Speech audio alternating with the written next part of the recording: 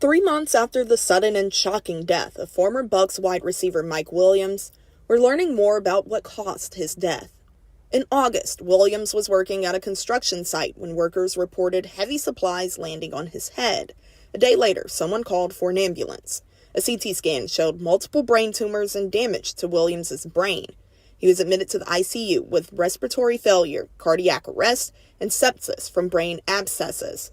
He died on September 12th. You reviewed the cause of death for football player Mike Williams, right?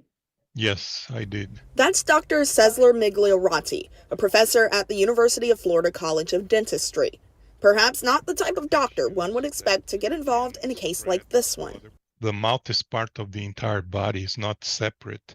So bacteria, other organisms that are in the oral cavity can gain access to the rest of the body and then cause problems, like it seems to be the case that we're discussing right now.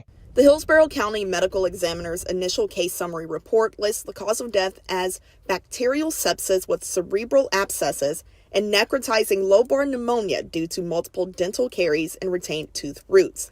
But to put it in much simpler terms, meaning that the decay has destroyed the crown and the root is inside of the bone, but infected. So all of those are issues that can spread through other parts of the body. This is my jaw. I also sat down with Dr. Zach Calarickle to get a closer look at how your teeth can impact other parts of your body. When we have uncontrolled dental disease, cavities can reach deep inside the tooth and infect the nerve and blood supply of the tooth. So when that bacteria enters that, now it's in the entire body's bloodstream, potentially. Dr. Calarickle has spent years working to make access to dental care easier. We have the Florida Mission of Mercy where over 2 days we will see 2,000 patients at no cost to the patient and deliver about $2 million of dental care, relief from urgent dental needs, from pain and infection. A death from a dental illness is rare.